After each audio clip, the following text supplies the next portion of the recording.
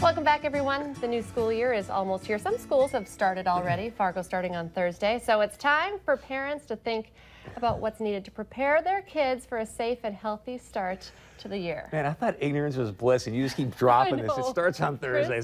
Gotta get ready. Licensed psychologist Dr. Renee Renardi, a healthy way to approach this first day of school. She's going to give us some great tips. Always great to have you here, and good morning. Great to be back. Thank you. So what's the most important tip you want to share with us today, or where would you like to start?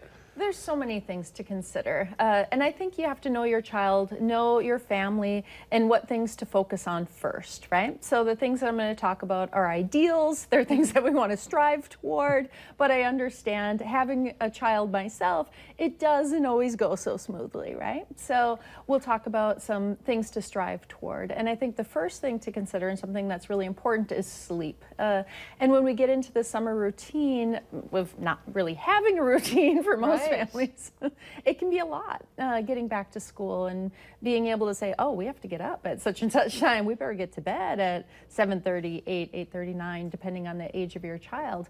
It's best to try, if you haven't already started to work on it, start now of gradually shifting back. So usually 15, 20, 30-minute increments are realistic for ourselves and our children, of gradually kind of pulling everything back to a more reasonable time for them.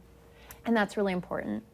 And how about, maybe I'm jumping ahead, but eating breakfast as well? Because that sometimes doesn't happen as regularly in the summer as it does in the school year. But you need that brain food. Absolutely, and I think that's incredibly important. Having a healthy breakfast, go shopping now so that you're prepared and you have things in the house. Think about it. If you're not much of a morning person, having some healthy grab-and-go snacks, to put things really sugary into our children first thing in the morning is not a good idea, because their glycemic index is just going to go up and down, and they're going to tank and get tired at school. So having some fruits gives them a little fiber, keeps their little tummies full a little bit longer, and a little bit of protein is fantastic in the morning.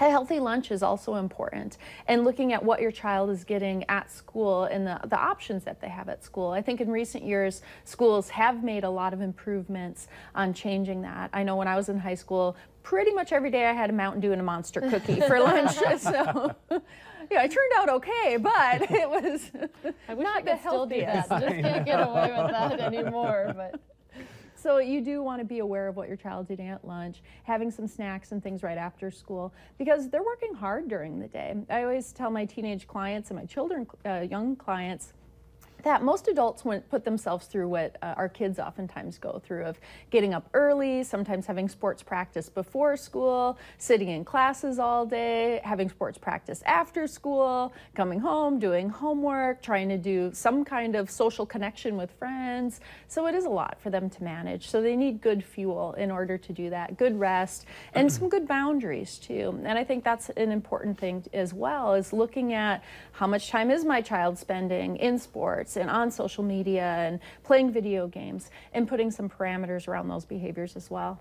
what's the best way to do that? Because sometimes the fall, everything, dance starts, basketball, everything. Do you need to write it down, have a family planner? What's the best way to kind of keep those schedules organized? Yeah, there are apps and things too, or sometimes people will do old-fashioned like I do, of actually having a calendar on the wall and writing things on there so that everybody knows what's going on.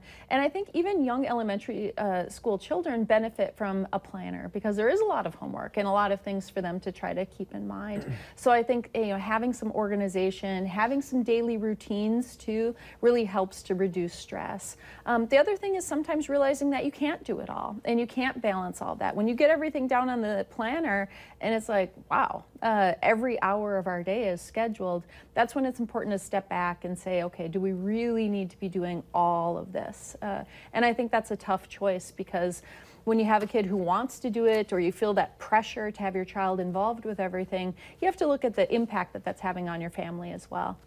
It's one thing to get him to bed at time. Do you suggest that you start getting him up extra early for school time now as well, or just let him sleep? I think it's good have an idea of what your morning schedule looks like and how long it takes your child to get ready in the morning. Some children are a little slower to rise, and it might be good to give them a little bit of extra time so that they're not going to school still so groggy. For other children, they may jump out of bed and they're ready to go. That's my daughter, so and she wakes herself up. She actually is a very early riser, so it isn't as much of an issue in our household. But I think that it's good to be able to know your child, know how much time they need to go through their morning routine in order to get to school and feel awake. And then you may avoid some of the yelling and let's go. Yeah, You know, and I think it's always going to happen a little bit. I'm coming, Mom. Yep. Having a checklist can be helpful as well, so that kids know what's expected. Things are laid out. It makes the morning go so much more smoother for everybody. Amen to that. All right, stay with us. A lot more back to school tips coming up right after this.